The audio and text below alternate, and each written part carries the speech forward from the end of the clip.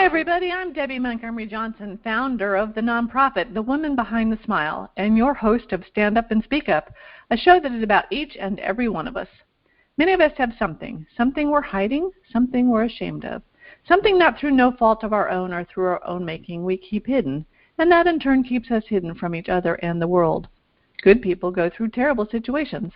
Wise people know when and how to let it go.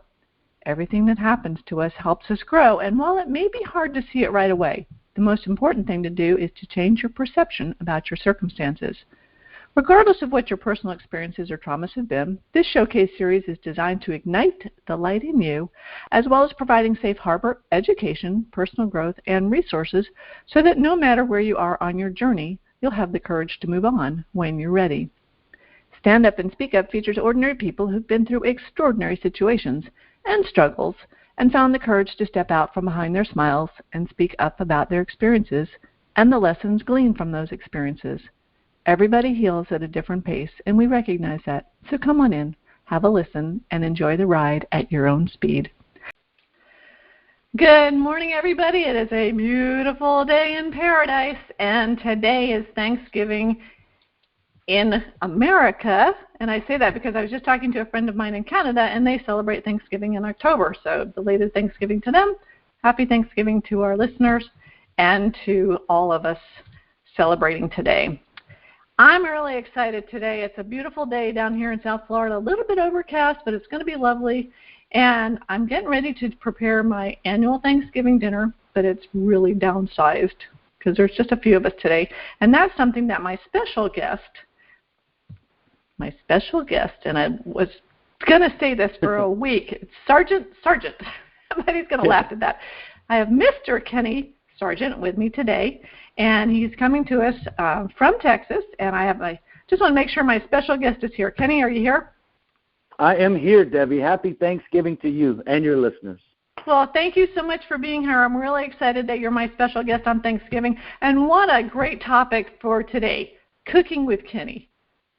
Yes. How great is that? Couldn't have been better. And so thank you so much for being here. I do want to just acknowledge to my friends that and my listeners, mostly I say that I've never met my guests because a lot of my guests are people that have been introduced to me, but I've never met them in person.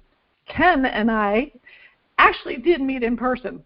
And so this is an interesting topic. We're going to jump right into this one because I always say don't judge a book by its cover.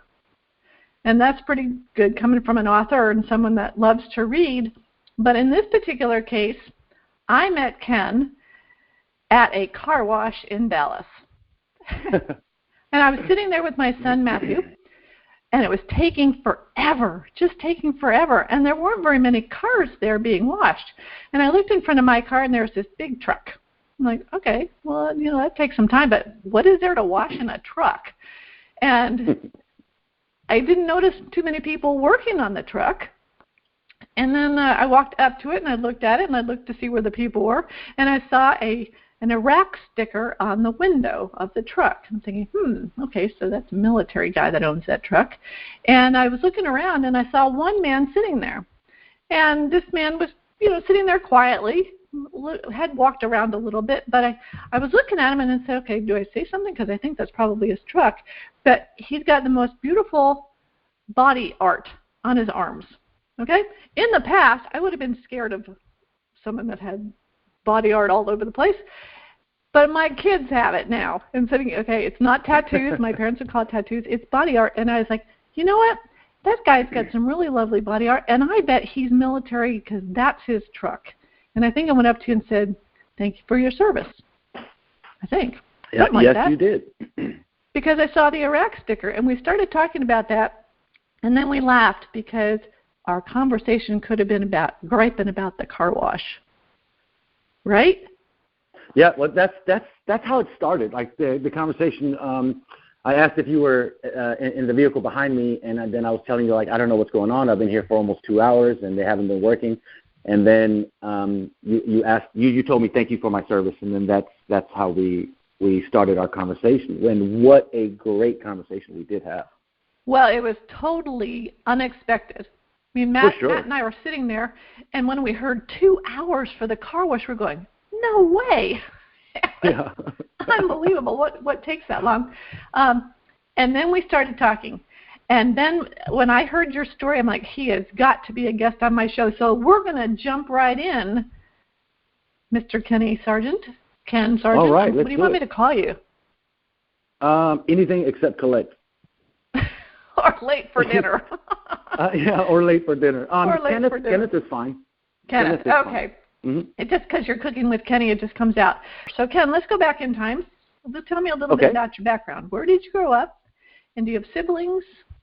I was born in Nuremberg, Germany, which is Bavaria. And my father was a soldier. My mom was German. And he went to Vietnam twice. And on his second tour, he don't take this the wrong way because the story ends up being great or good, but better. But he didn't come back to us. He got out of the army in Vietnam and went back to stateside and just left us there, me and my sister there in Germany. So essentially, I was raised by my mom. My sister and I were raised by my mom and my grandmother. So in a German household, we didn't speak English. We went to German school, and then as we got older, my mom dated another soldier who was he was higher ranking, and she ended up marrying him and came to the States for the first time when I was 8, but it was only for 10 months, so my stepdad could go to school, and then we went back to Germany and didn't officially move to the States until 1982. I was 12 years old, and so when I was 12, it was a big shock. It was a fast adaptation of life, not speaking, I couldn't speak English without an accent, so it was tough because, a lot of kids made fun of you and because you didn't speak like them or something. So it didn't take long for me to catch on and learn English really, really well, my sister as well. And we moved from Germany, we moved to Fort Hood, Texas. So let me back up. So when I was 8, our first time in the States, we moved from Nuremberg, Germany, Bavaria, to El Paso, which was, dear. Oh my gosh, I've been to both. It was a horrendous shock because it was like, holy crap, does it really get this hot here? Like, oh my goodness. I mean, it was scorching to us. It was like being next to the sun compared to the heat that we had in the summertime in Germany. So, and so that's how I grew up. I grew up in Killeen, Texas. Graduated from Killeen High School in 1988. My sister graduated the year before in 1987. And then as we graduated, we kind of went our separate ways. I was more of the traveler. I wanted to go see things in the States, and so I went to California and I went to Colorado and did a lot of traveling. So that was my childhood. Okay, so that sounds like fun, but I'm thinking, too, when you're over in Germany, because we lived over in Wiesbaden for years. Oh, and I know Wiesbaden very well. I love Wiesbaden. And when they thought of Americans, you think of cowboys, right? So here you go from Germany and move to Texas. Now I'm thinking Texas. You're thinking cowboys. I'm thinking cowboys. I'm thinking cowboy hats, horses, cows. Yeah. Yeah, and right. Mind you now, even to this day, I still speak, read, and write fluently in German. So. There you go. Well, when we lived there, my husband was fluent in German, and I was fluent in smiling. So, and nodding. And nodding. I understood quite a lot, but I had a difficult time speaking. It's a tough language. And I do remember one Thanksgiving, though, my family recipe, we have a family recipe for cinnamon pie. And you know the word for cinnamon in German? I put you on the spot because the word for cinnamon is, I think, Zimt. And I made these beautiful pies, and my husband took them over to the neighbors, and he was giving them out like we do here in the States. And they were so funny. They were so gracious. They smiled back and thanked him for the pie because he's presenting this Zimt pie, Zimtkuchen. Zimt. Yeah. And so they started to laugh. And he's like, what are you laughing at? And so they're like, well, you say this is cinnamon pie, but the word you gave us was mustard. The German word for mustard is very similar to cinnamon, and we found that out, and they laughed. They laughed. So anyway, it's fun memories of living over in Germany.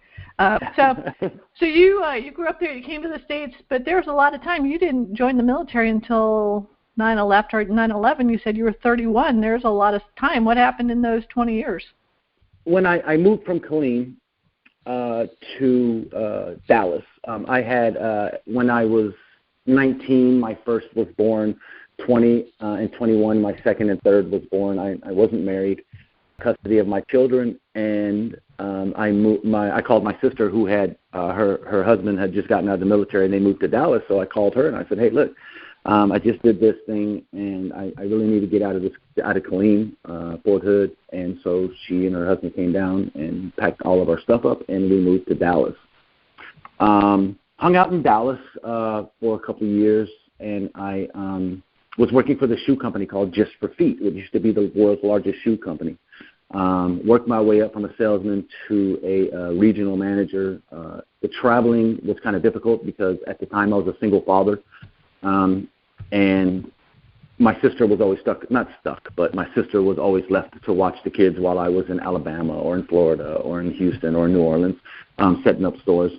So I decided to take a break, and I gave my notice.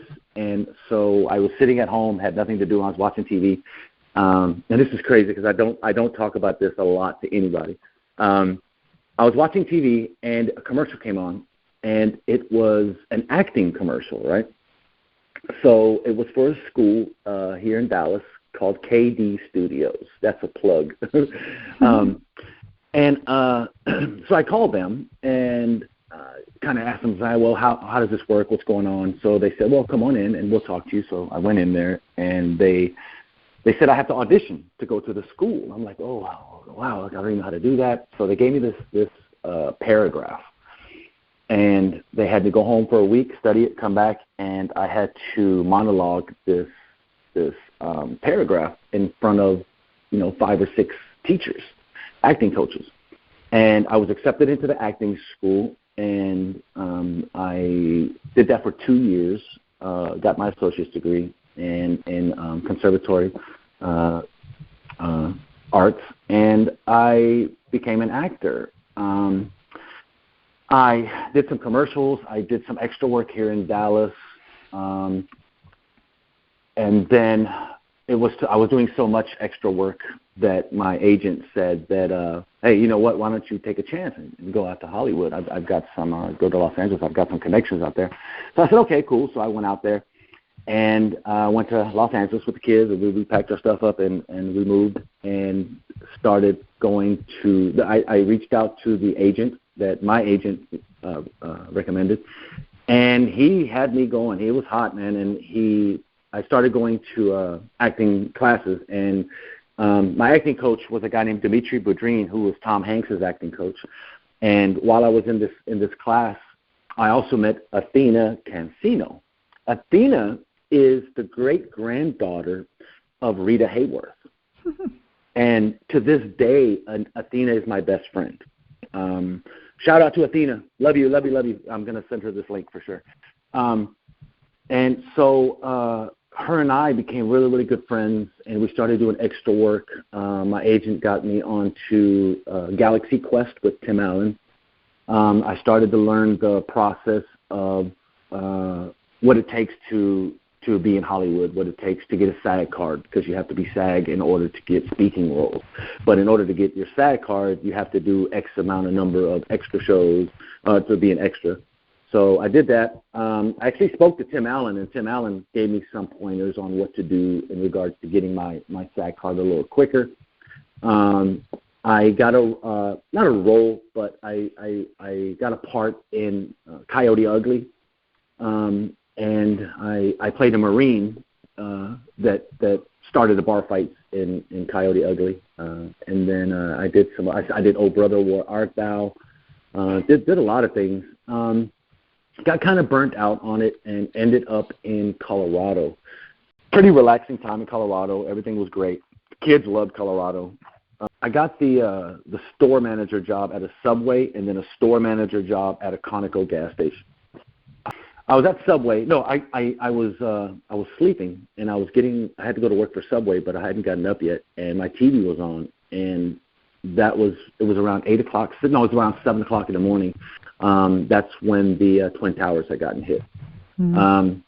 So I was getting dressed, and I was just glued to this TV. Like, oh my God, what's going on?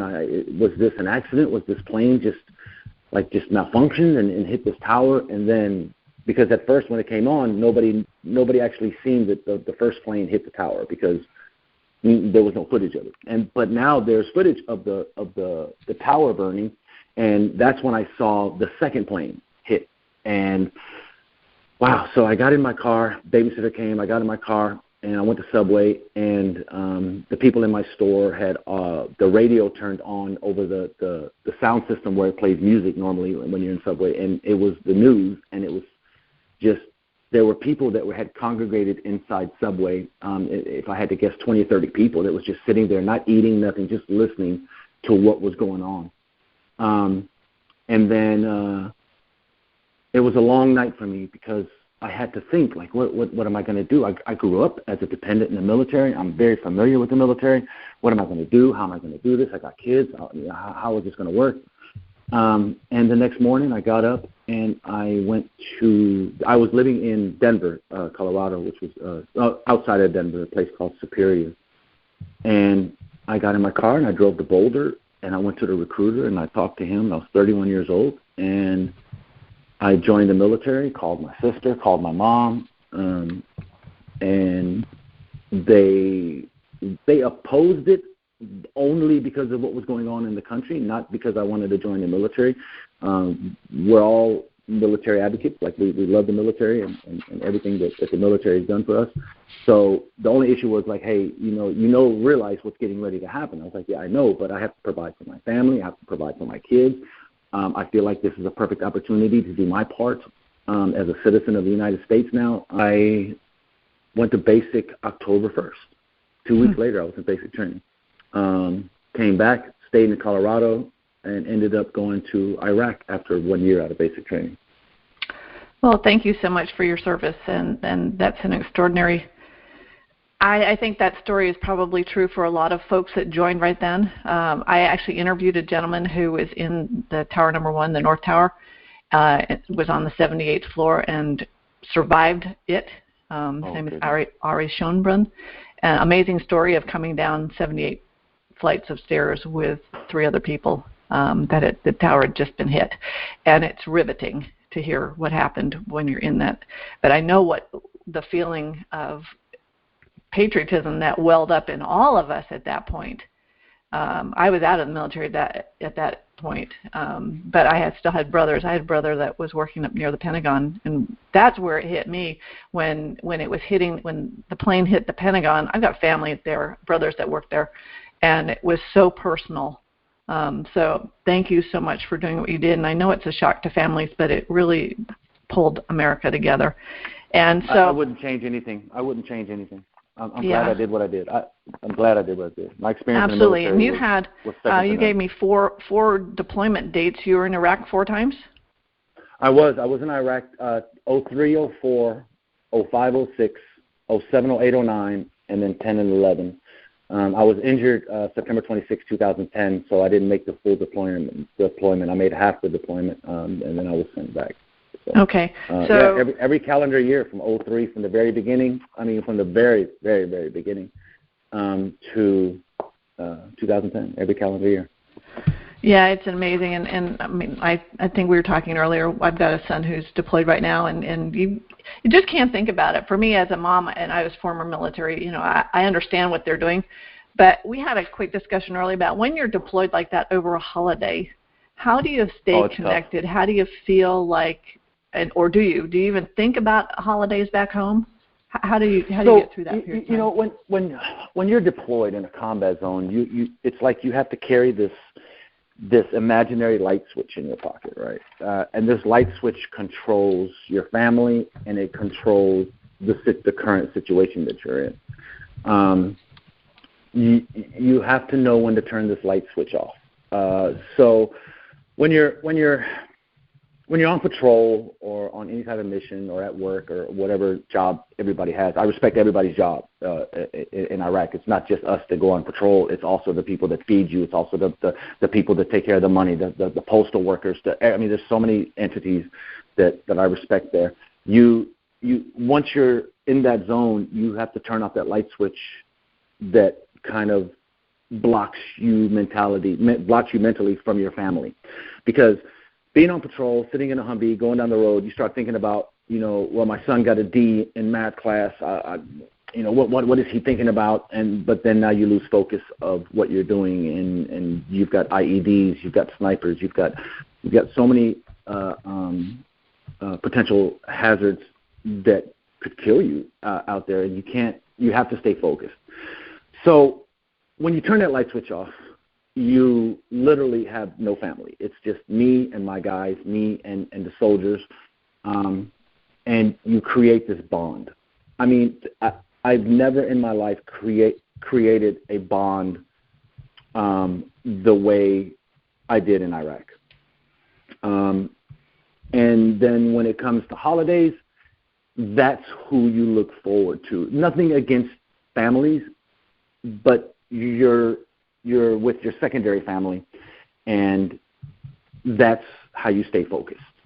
They're going through the same crap you are. They're missing their family. They're missing the traditional foods and everything. And there's times where I was in Iraq and I had great Thanksgiving dinners. If I was close to an Air Force base and we were on patrol, we'd swing by there. But there was also times where I'm in the middle of the desert and I'm eating an MRE with a bottle of water for Thanksgiving. So we do it together, all of us, and that's the camaraderie. That's how you get through holidays. That's how you get when somebody says, oh, hey, Sarge, today's my anniversary or today's my kid's birthday, or well, then we celebrate with them. We sing happy birthday to them. We wish them a happy anniversary. We put up Christmas trees. It might not be a traditional Christmas tree, but we do what we can. We decorate what we can. It's that mental aspect of having somebody around you, no matter who it is, that can relate to what's going on with you. And that's how you get through it. That's how I got through it anyway. In my unit, the camaraderie, you learn to live in the moment, and there's nothing you can do about it. So let's celebrate the way we can, the best way that we can, and continue on with our mission over there, because the mission comes first. So. And only understood by people that have done that. Yes, completely. Yeah, people and their families. People that haven't been over there can't relate. People that haven't been directly. Mom has a 27-year-old son. He's in Iraq, but he lives in Alabama. Mom lives in California. So there's really not. You really can't. As a mom, you miss your child, or as a father, you miss your child, but you can't experience what your child is going through over there, even if he tells you or she tells you. Mm-hmm. There's no way to relay correctly what we go through over there. Like there's just no way. There's no words that I could say to you that would convince you how hard we had it there at the begining, anyway. Oh, absolutely. And any deployment is a change, and I know, my boys are used to it, with air quotes, used to it. I don't know that you ever get used to being deployed, but the last one was like no notice and gone, and his wife is military, but she got really mad. And I was like, and I couldn't say anything because I understand it. It changes plans. It changes your family life. You're getting ready for the holidays, and all of a sudden, poof, they're gone. And you got to adjust to that, and they do, but it's something that I think most families don't get. So I'm so appreciative of, especially the guys that are over there right now, the guys and girls that are there right now that are away from the holidays. And when you said that you could be eating dinner at an Air Force base, that was true. I was Air Force. But the visual of sitting there eating an MRE in the middle of nowhere, that needs to be, people need to understand that part, because I don't think they do. And so when you come back from something like that, how do you reassimilate into quote unquote normal life? How does that? You don't. You don't. You don't. Okay. You pretend a lot. you kind of force. Now, I can only speak for myself. I can't speak for other veterans. But you don't. You just go with the flow. You can't just come back from something like that and then be the same as when you left, because even your first time going, whether you've gone once or 5 times, you're a different person when you come back. You do appreciate holidays more. But then in the back of your mind, you always have that memory like, oh, man, I remember sitting in the desert. I remember sitting in northern Iraq or outside of Baghdad and eating an MRE on my Humvee, or, sitting in a trench or on a berm somewhere. And you really can't, gradually you adjust back to normal life. But then if you're active duty military, you gradually adjust back to life, and then what comes up? Well, hey, we're leaving again, so get yourself ready, and we've got to go back again. So it didn't take. It took me a while till after I retired that the function of holidays and how to approach holidays. I didn't have that military on my back anymore, where I still think about all the times that I did spend over there, and I talk to my battle buddies all the time, and we laugh and we joke. But it took a long time to readjust outside of combat and the living situations that we had over there. So that's a good segue into our next area. Is that when you got out, did you go back to where were you living then? Well, you joined the military in Colorado. So did I, by the way. I saw the recruiters in Denver. So when I got hurt, I had my surgery in Denver. I recovered. I tried to go back to my unit because they were getting ready to push to Afghanistan, and they told me no because I had been in all those deployments. 90% of my unit never left. We stayed in the same unit. So my section chief ended up becoming my first sergeant. Like we were there that long. And so when I got hurt, the branch got a hold of it and said, "Hey, man, you've been here way too long. We need to go ahead and PCS you, transfer you over to somewhere else." So they sent me to Fort Sill, which is ironically where my career started, where I did my basic training. And they said, because of your injury, you need to relax, take a knee. You're not going to deploy anymore. So I did that. Fort Sill, I was a AIT operations sergeant, and AIT is advanced individual trainings where you learn how to do your job. And mine was artillery. So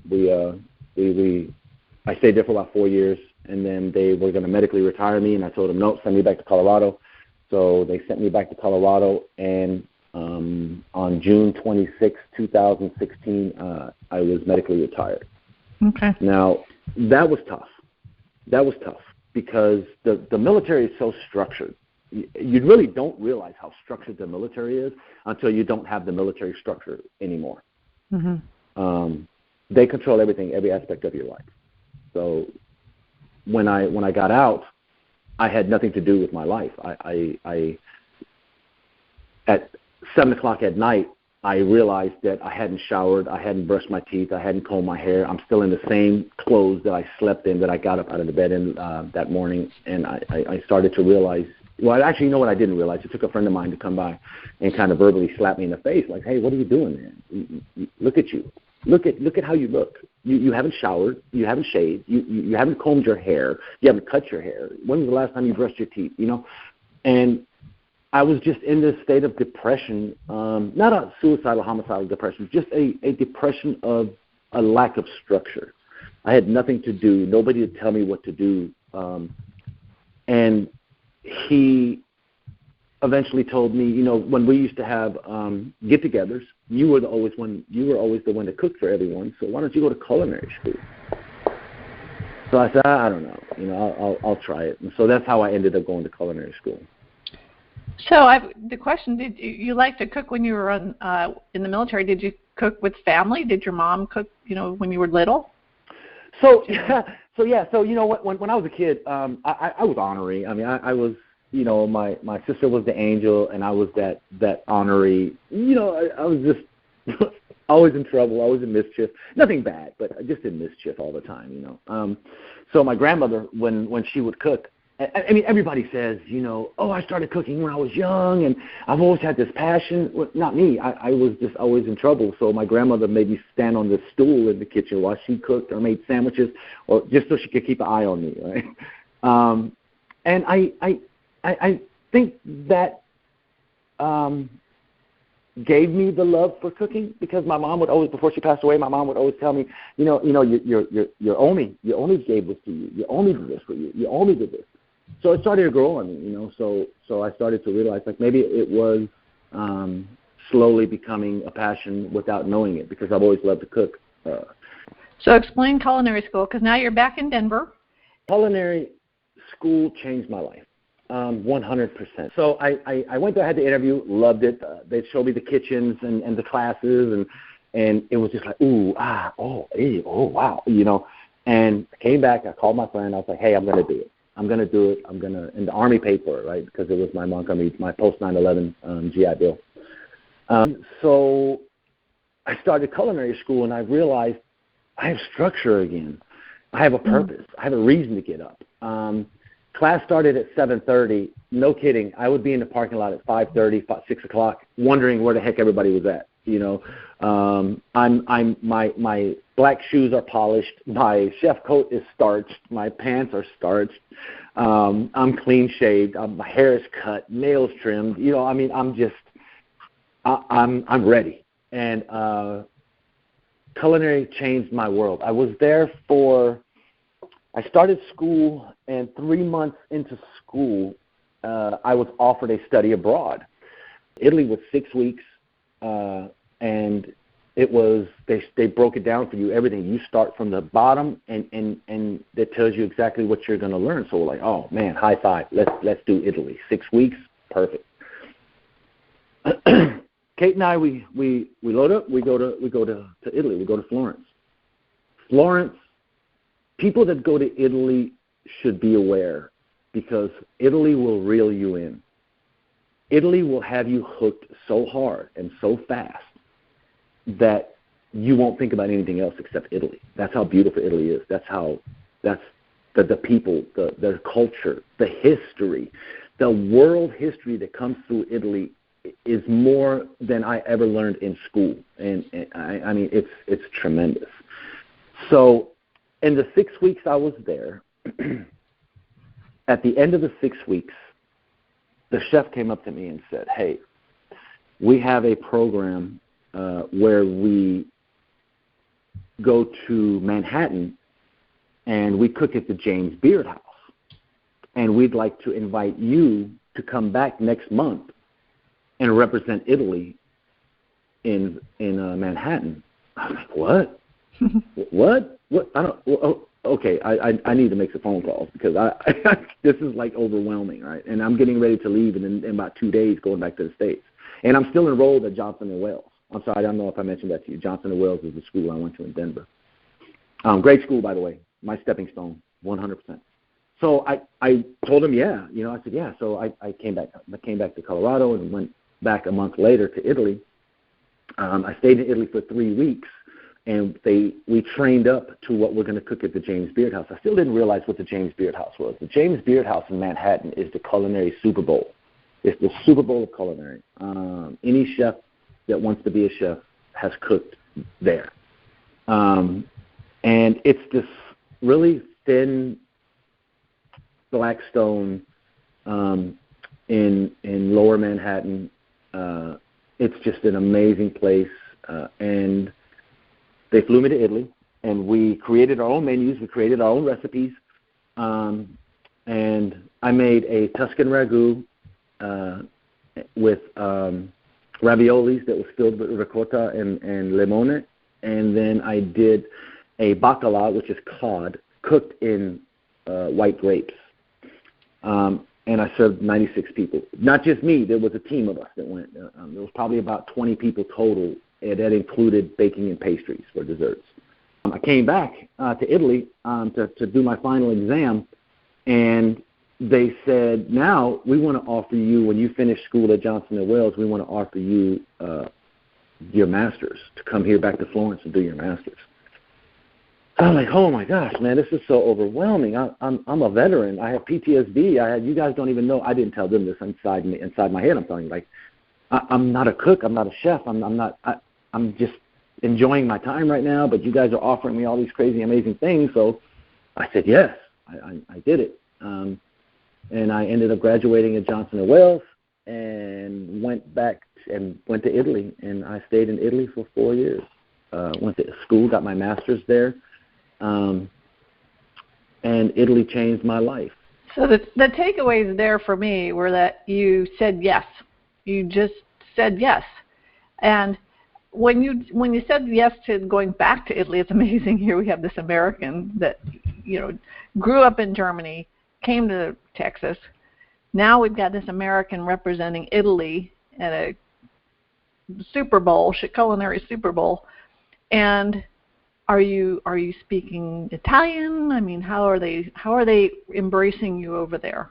Oh, sì, capito poco italiano. Silly me. I had to learn the language. While I was there doing my master's, they also offered me a competition in Rimini, Italy. It was 100 top-level Italian chefs, 99 Italian top-level chefs and me. And I came in 5th place in this competition, representing the school as an American. I was the only American. And ironically, when I graduated, they offered me a job at the school I graduated from in Florence as a professor teaching Italian cuisine as an American, which was historic because that's never been done. So I'm like, yeah, I'll do that too, let's do it. So Italy changed my life. Italy, I found a purpose where I was using culinary as a therapy for my PTSD. I've had 6 traumatic brain injuries, so I was using culinary to be off the meds, to not take the meds that I was being given by the VA, because the VA, that's their answer for everything is fentanyl, Percocet. It's just all these oxycodone. It's so many different drugs that they give you, and I found a gateway, which was culinary, and culinary had me so consumed where my PTSD was just. So it gave you, but again, we go back to the purpose and the structure, and I mean, we all need that. I'm very much like that, where I like to know. I don't want someone telling me what to do every day, but I have routines, and I actually remember living in Germany, and I would go from home to the base and from the base back home, and they'd always tell us that the security guys would always say, "Don't drive the same way." This is back in the 80s. And I'm like, but I like to drive the same way, kind of like mine. The same route. The same route, yeah. I said, change it up a little bit. And that was hard because I liked that, knowing where I was going. And it was, I think, probably mindless because I knew how to get home without even thinking about it. And sometimes we do that. But here I'm just seeing that you found purpose. You found something to do. You found structure. You found passion.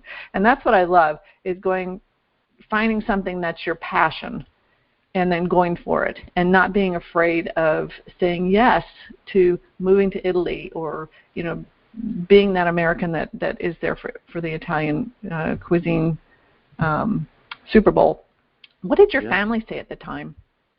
Oh, 100% supportive. 100% supportive. My mom passed away while I was over there, and it was, people always said, like, how difficult was that? And it really wasn't. And I want to explain that.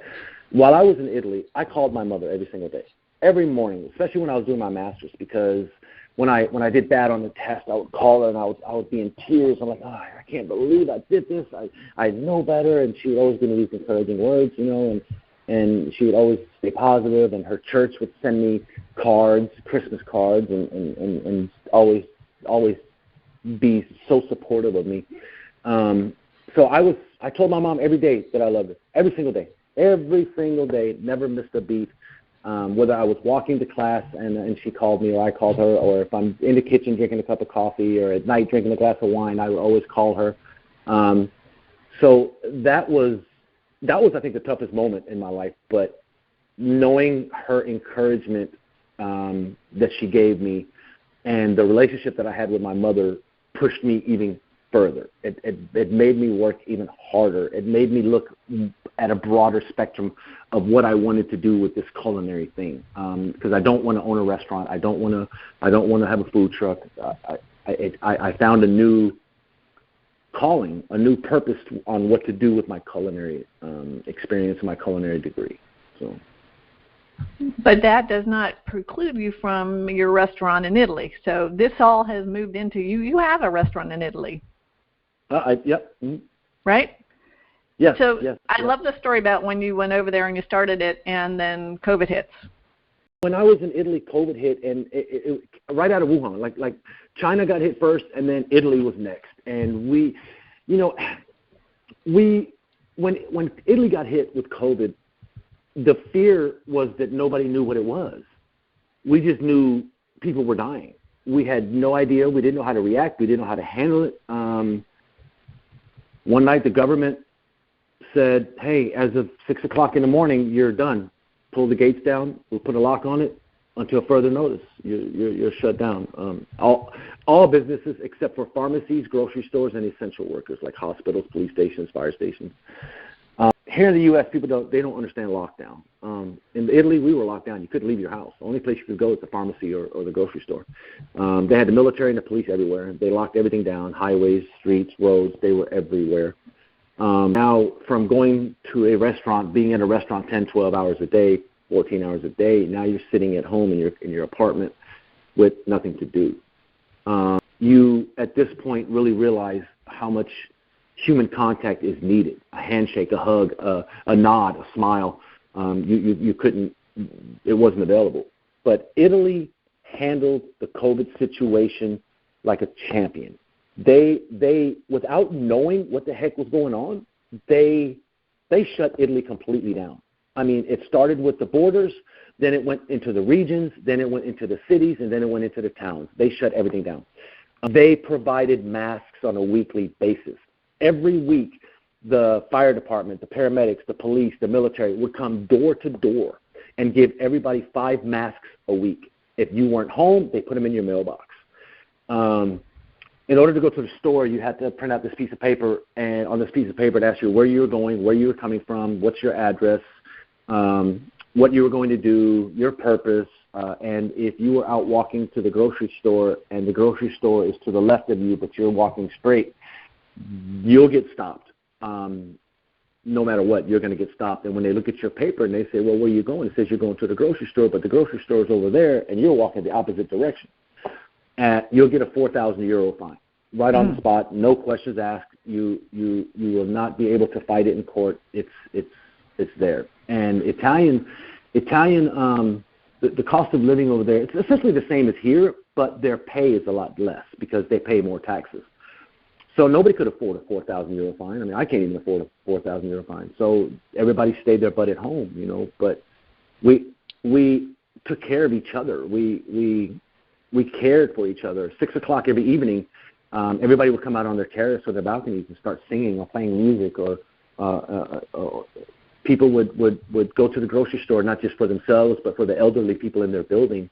And there was also there was no senior citizen specific time to go to the grocery store. Like here, I think it was Walmart was doing from 6 to 8. It's senior citizens only.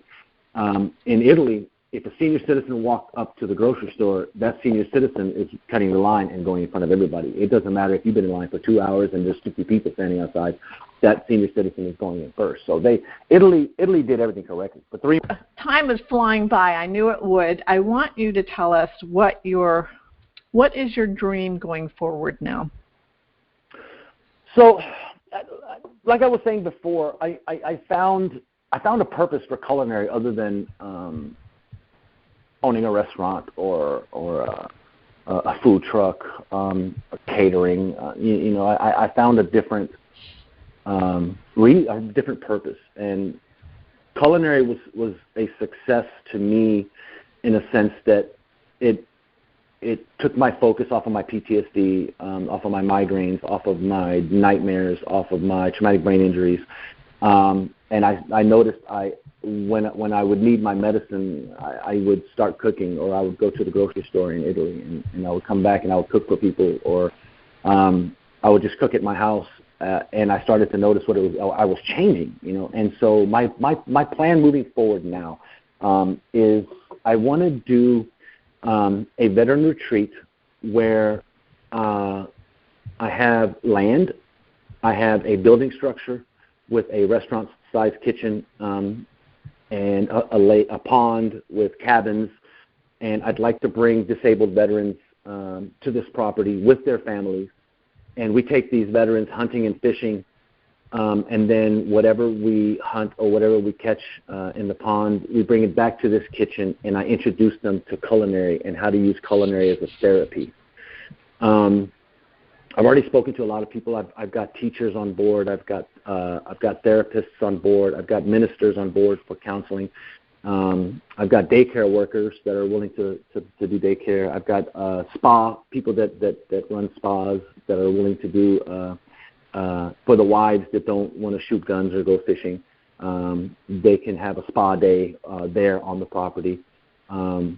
And then we take everything into the kitchen, and I show them how to prepare this amazing food with the animals that were given to us. Then inviting the city council, the mayor, the chief of police, the fire chief, and then select community members or citizens of the community onto this property, and we sit down at this table with 30 chairs, and we break bread with these veterans, and these veterans will introduce their dishes and what they did and how they cooked it.